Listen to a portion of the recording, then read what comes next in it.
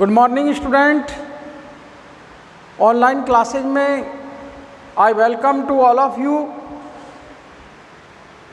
Gender school and society BA B.Ed BSc B.Ed में आप पढ़ रहे हैं जीवन दक्षता। प्रशिक्षणार्थियों, जीवन दक्षता के अंतर्गत आपको जैसा कि पहले पाठों में पढ़ाया गया है कि जीवन को सफलतापूर्वक कैसे जिया जाए। जिंदगी जिंदा दिली का नाम है, मुर्दा दिल क्या खाक जिया करते हैं। प्रशिक्षणार्थियों, इस जिंदगी को सफल बनाने के मंत्र आना जरूरी है। आप बड़ी से बड़ी तालीम हासिल कर लें, आप बड़े से बड़े व्यवसायी बन जाएं, आपके पास धन और विद्या और बल हो, लेकिन आपको उस धन का, उस विद्या का, उस बल का उपयोग करने का तरीका नहीं आता है, तो आपके लिए वो सारी धन, विद्या और बल यूजलेस है। आप अपने धन का, अपने बल का, अपनी बुद्धि का, अपने ज्ञान का, अपने इल्म का सदुपयोग करना सीख जाएं।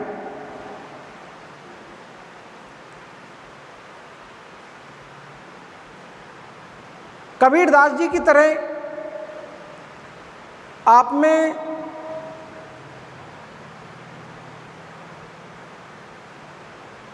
ये गुण आ जाए कि बात को कहने का तरीका आ जाए, कार्य को करने का तरीका आ जाए, दूसरों से व्यवहार करने का तरीका आ जाए, ये दक्षता आप में आ जाए। जैसा कि मैंने आपको कबीरदास जी का उदाहरण दिया कि वो मौके पर चौका लगाने वाले व्यक्ति थे। कबीरदास जी मौके पर चौका लगाने वाले व्यक्ति थे। कारण आप देखते हैं धर्म के विभिन्न धार्मिक आडंबरों पर आपकी कैंची समान रूप से चली है। चाहे वो कैंची हिंदू धर्म के लोगों को लेकर हो, चाहे वो कैंची इस्लाम धर्म के मानने वालों को लेकर हो, उन हिंदुओं मुसलमानों को लेकर हो जो कुरीतियों का, अंधविश्वासों का सहारा लेकर चलते हैं और वो अपने आप को धर्मनिष्ठ व्यक्ति कहलाते हैं। तो कबीरदास जी ने मौके पर चौका इसीलिए लगाया अपनी पंक्तियों में।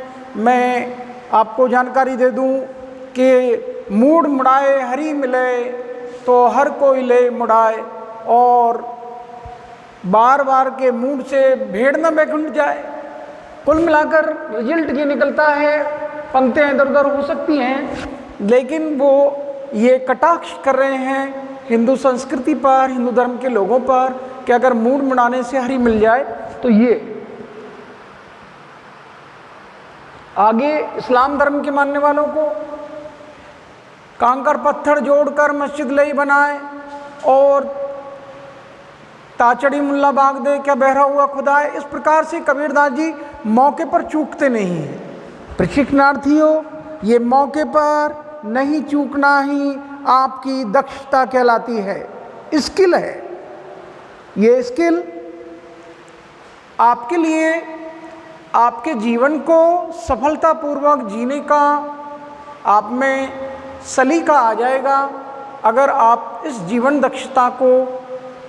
दक्षता के प्रशिक्षण को आप प्राप्त कर लेते हैं।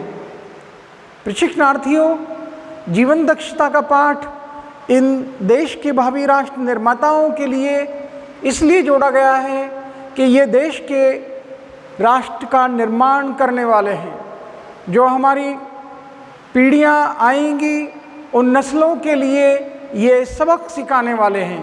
तो आपका सबक जब सिखा पाओगे, जब आपने ये सबक हासिल किया होगा। तो प्रशिक्षणार्थियों, जीवन दक्षता का ये पाठ आपको इसलिए जोड़ा गया है कि आपके सारे पक्ष मजबूत हो जाएं, चाहे वो विद्या का पक्ष हो, बल का पक्ष हो, बुद्धि का पक्ष हो, आर्थिक पक्ष हो, नैतिक पक्ष हो, सामाजिक पक्ष हो, धार्मिक पक्ष हो, राष्ट्रीय पक्ष हो, अंतर्राष्ट्रीय पक्ष हो। विश्व बंधुत्व की भावना आप में आनी चाहिए। विश्व वसुधैव कुटुंबकम, जब ये वेदों का मंत्र हमारे पास है, हमारा है, तो इसका प्रचार प्रसार क्यों नहीं। प्रशिक्षणार्थियों, आज है आपका जीवन दक्षता के अंतर्गत धार्मिक पक्ष में दक्षता। प्रशिक्षणार्थियों, धर्म के बारे में कहा जाता है कि धर्म ज्ञान है, धर्म में आध्यात्मिक सत्ता का ज्ञान मिलता है, धर्म में मानसिक शक्ति प्राप्त होती है, धर्म से अनंत सत्ता का ज्ञान प्राप्त होता है, धर्म से ईश्वर की निर्भरता भक्त के लिए बढ़ जाती है। वो सारे कार्य अपने ईश्वर के हवाले छोड़ देता है। जो भी धर्मनिष्ठ व्यक्ति है उसके लिए पुनः सुन लीजिए कि धर्म ज्ञान है, धर्म आध्यात्मिक सत्ता का ज्ञान है, धर्म मानसिक शक्ति का स्रोत है, धर्म अनंत सत्ता का ज्ञान है, और वो आखिर में जो बंदा है वो अपने खुदा के लिए सब कुछ न्यौछावर कर देता है, उसी पर आत्मनिर्भर हो जाता है धर्मनिष्ठ व्यक्ति। प्रशिक्षणार्थियों, धर्म शुद्ध एवं श्रद्धा भाव है, मनोवृत्ति है, और ऋग्वेद में धर्म को ये कहा गया है कि ये विश्व का मूल है। प्रशिक्षणार्थियों, आखिर में लोगों को यही पाठ पढ़ाया जाता है, सजन रे झूठ मत बोलो, खुदा के पास जाना है, ना हाथी है ना घोड़ा है, वहाँ पैदल ही जाना है। तो आत्मा परमात्मा में लीन हो जाती है, ये आपने सुना होगा, और धर्म के बारे में ये पढ़ा भी होगा कि एक न एक दिन इस आत्मा को परमात्मा में लीन हो जाना है।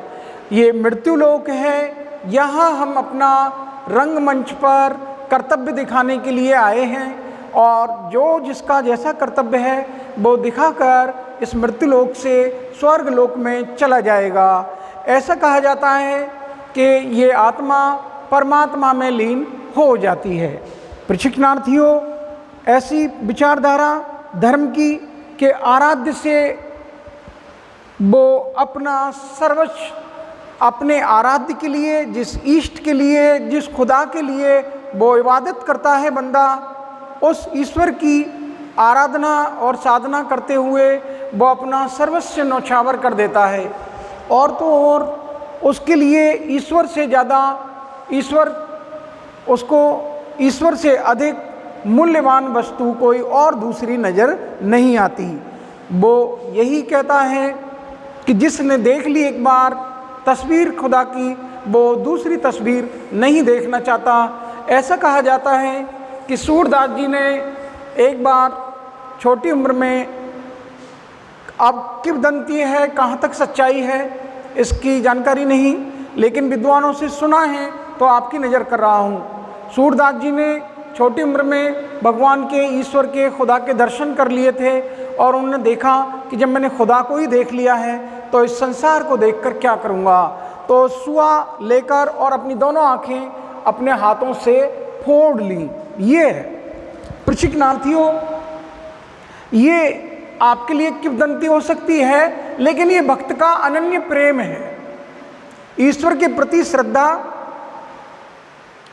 ईश्वर के प्रति, उस अपने आराध्य के प्रति उसका ये समर्पण कि जब मैंने खुदा को ही देख लिया तो इस दुनिया को देखकर क्या करूँगा।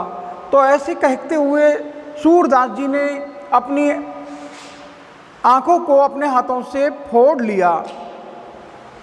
प्रशिक्षणार्थियों, ये धर्म के कुछ आधार स्तंभ जो मैंने आपको बताए, जिनको लेकर धर्म को माना जाता है, जिनको लेकर धर्म पर चलते हैं, वो धर्म के बारे में ये कुछ वक्तव्य मैंने आपको दिए। प्रशिक्षणार्थियों, यहाँ जिक्र चल रहा है कि धार्मिक पक्ष को मजबूत कैसे किया जाए। प्रशिक्षणार्थियों, यहाँ बुद्धि के लिए धर्म में कोई स्थान नहीं है। ऐसा पाठ पढ़ाते हैं धर्म में कि इसमें तर्क को, बुद्धि को कोई स्थान नहीं दिया जाता। इसमें जो भी कार्य करती हैं वो भावनाएं काम करती हैं। प्रशिक्षणार्थियों, ये धर्म का जाम आपने देखा, तो इस धर्म के जाम को पीने से क्या परिणाम निकले कि इंसान में जटिलता आ गई। वो कुरीतियों को प्रोत्साहन देने लगा और रूढ़िवादिता, संकीर्णता को प्रोत्साहन और भाग्यवादी हो गया। प्रशिक्षणार्थियों,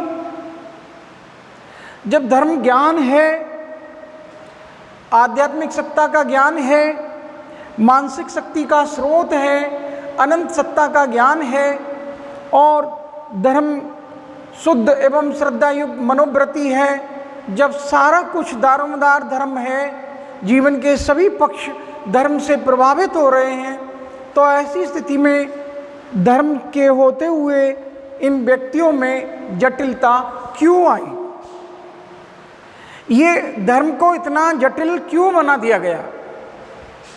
आप देखते हैं बाह्य आडंबरों से धार्मिक स्थलों पर आप देखते हैं हमारे ही देश में महिलाओं को प्रवेश नहीं दिया जाता और विदेशों में भी इस्लाम धर्म के मानने वाले लोग महिलाओं को मस्जिद में नहीं आने देते। तो प्रशिक्षणार्थियों, ये जटिलता क्या धर्म के पाठ इसीलिए पढ़ाए गए थे कि इंसान के लिए एक ऐसा रूप धारण कर लेगा कि उन्होंने स्त्री और पुरुष में अंतर शुरू कर दिया। प्रशिक्षणार्थियों, यह जटिलता का रूप कि महिलाओं को दिखावे के लिए मंदिर और मस्जिद में नहीं आने देना। बहुत सारे मंदिर ऐसे हैं जहां महिलाओं को 10 वर्ष से ऊपर और 60 वर्ष तक की महिलाओं को आने का वहां निषेध है। माननीय सर्वोच्च न्यायालय ने अभी केरल के मंदिर में, सबरीमाला मंदिर में महिलाओं के प्रवेश को रोकने से निरस्त कर दिया उनके इस आदेश को और वहां महिलाओं के प्रवेश के लिए अनुमति प्रदान कर दी। प्रशिक्षणार्थियों, कुरीतियों को प्रोत्साहन, इस धर्मनिष्ठता के होते हुए हमारे समाज में कुरीतियों को प्रोत्साहन मिला, जिसका परिणाम ये मिला कि लोगों ने धर्म से इनको जोड़ दिया, बाल विवाह होने लगा और विधवाओं के विवाह को निषेध कर दिया गया। विधवाओं के विवाह को पाप माना गया, अधर्म माना गया और तो और महिला अगर संबंध विच्छेद कर लेती है तो ऐसी स्थिति में उसको निषेध कर दिया गया,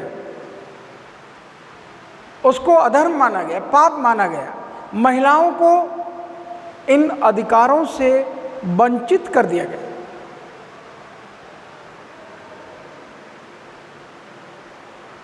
चाहे पति अत्याचारी हो, अधर्मी हो, शराबी हो, जुआरी हो, सटोरिया हो, उसमें ढेर सारे अवगुण हो और उसके बावजूद उसको यही पाठ पढ़ाया जाता है कि वो अपने पति धर्म को निभाए।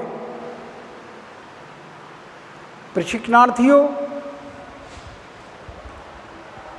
संबंध विच्छेद, छुआछूत, अस्पृश्यता आदि को, इन कुरीतियों को धर्म के द्वारा ही प्रोत्साहित किया गया।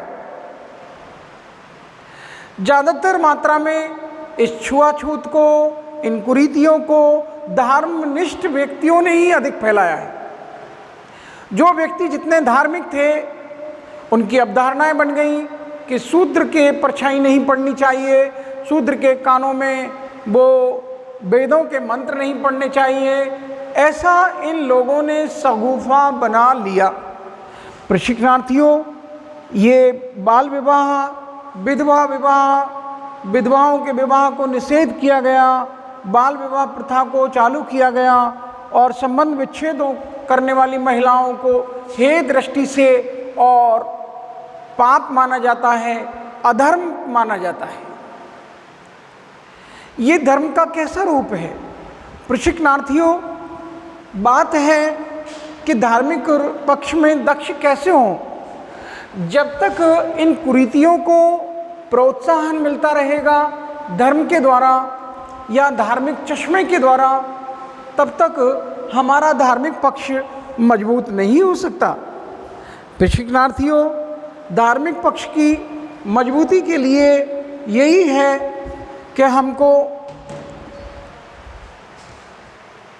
ये संबंध विच्छेद, विधवाओं के विवाह करने की अनुमति मिले और ये छुआछूत का अंत हो, तब हम धार्मिक पक्ष में मजबूत हो पाएंगे, धार्मिक रूप से हम दक्ष हो पाएंगे।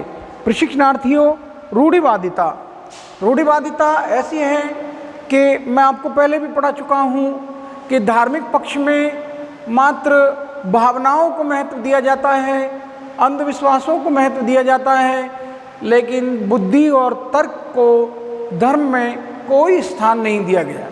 तो ये रूढ़िवादी है, रूढ़िवादी विचारधारा है और इन विचारधाराओं के होते हुए हमारा धार्मिक पक्ष मजबूत नहीं हो सकता।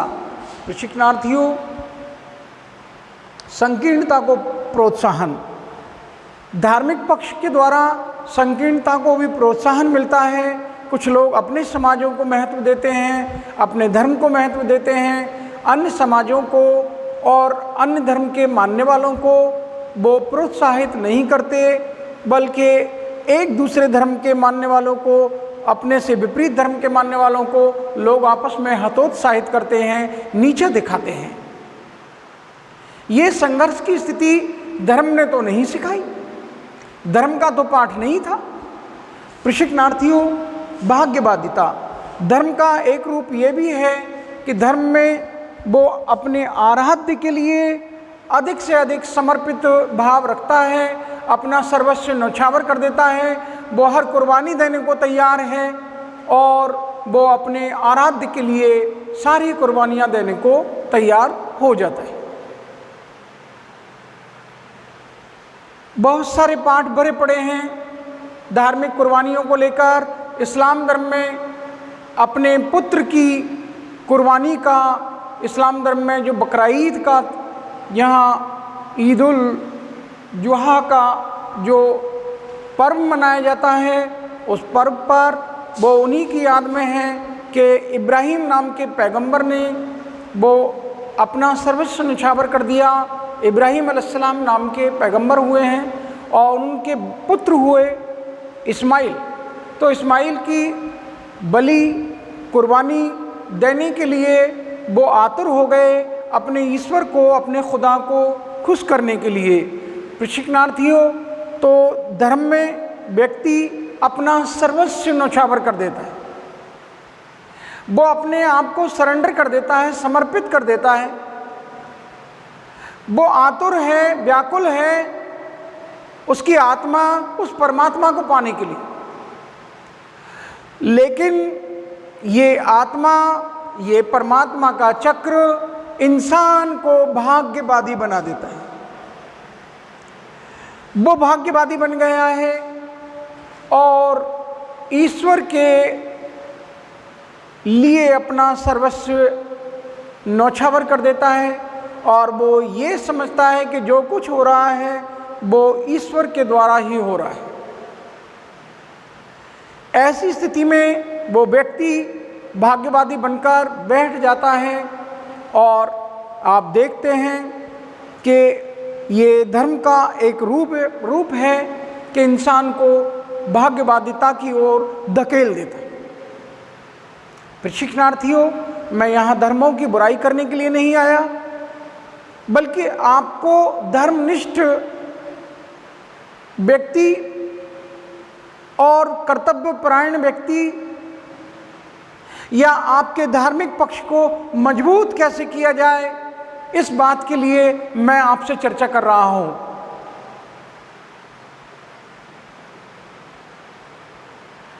आप के धार्मिक पक्ष को मजबूती किस प्रकार से मिले?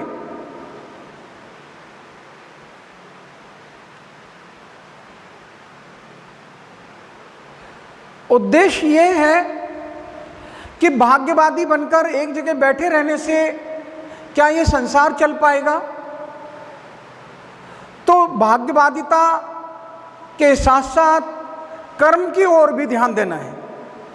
प्रशिक्षणार्थियों, धर्म के लिए और भाग्यवादी होने के लिए बड़े विद्वान साहिर लुधियानवी साहब की पंक्तियां हैं।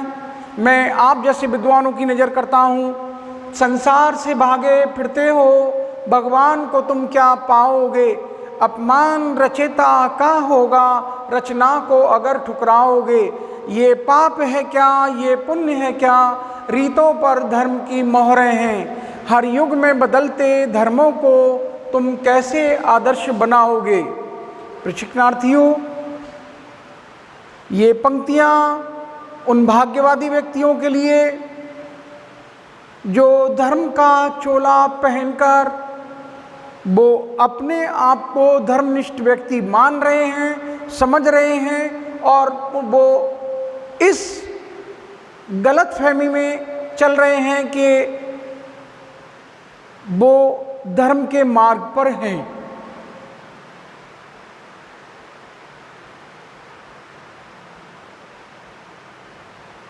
धर्म का भोग करना है,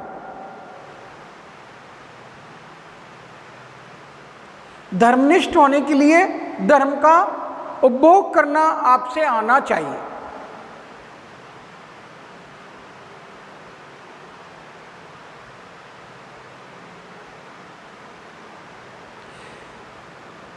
साहिर लुधियानवी साहब आगे कह रहे हैं कि ये भोग भी एक तपस्या है, तुम त्याग के मारे क्या जानो।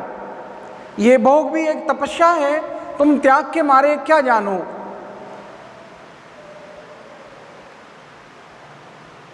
हम जन्म बिताकर जाएंगे, तुम जन्म गंवा कर जाओगे। संसार से भागे फिरते हो, भगवान को तुम क्या पाओगे। संसार से भागे फिरते हो, भगवान को तुम क्या पाओगे।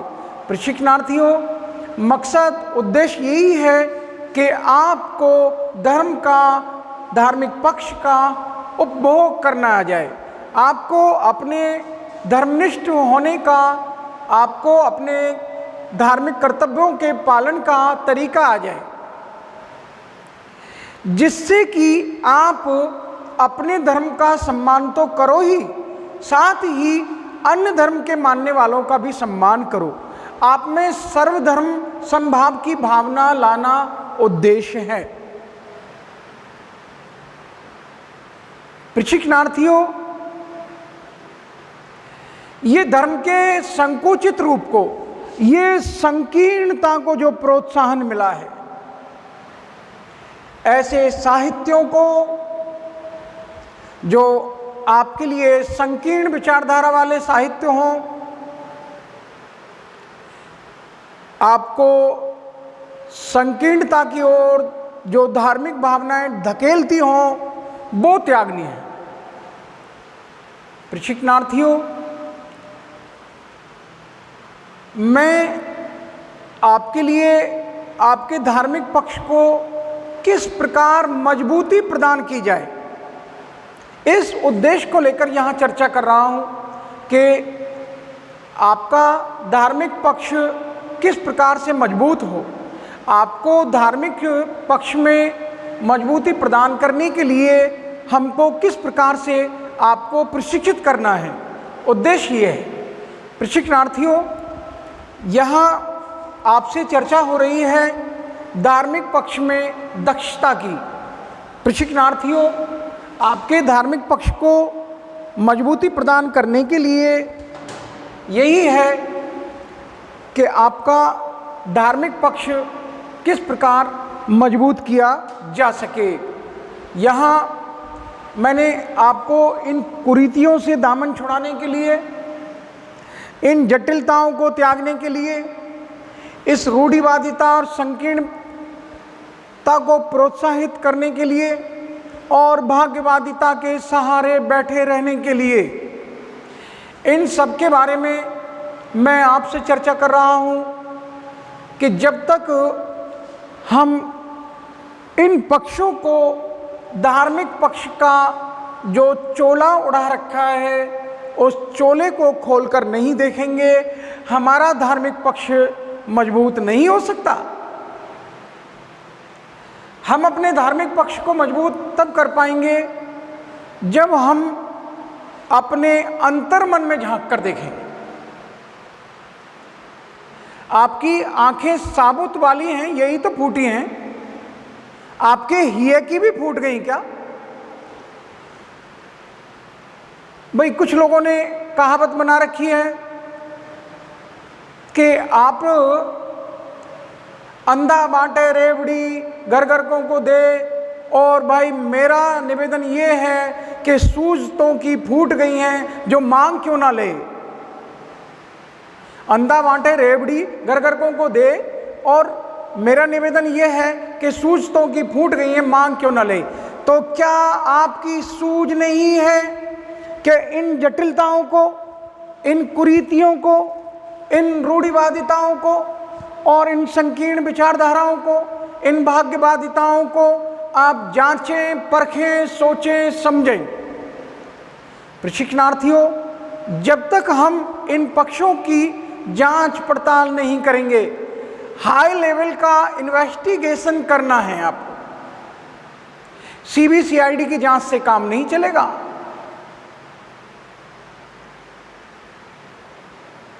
आपको एसआईटी की जांच करानी होगी। बल्कि कुछ लोग ये कहते हैं कि सुप्रीम कोर्ट के रिटायर्ड जज के द्वारा जांच सटीक होती है, तो वो सीबीआई, सीबीसीआईडी या आपकी एसआईटी ये सब फेल कर दिया। सुप्रीम कोर्ट के जज साहब जो रिटायर्ड हैं, उनकी अध्यक्षता में, उनके निर्देशन में ये जांच करके देखिए, ये परख कर देखिए कि आप धार्मिक रूप से धार्मिक कर्तव्य पर हैं नहीं, तब हमारा धार्मिक पक्ष मजबूत होगा, तब हम धार्मिक रूप से दक्ष हो पाएंगे। मैं अपनी वाणी को यहीं विराम देता हूँ। अगले पाठ में आपसे फिर चर्चा की जाएगी। तब तक के लिए धन्यवाद। Thank to all of you. Okay.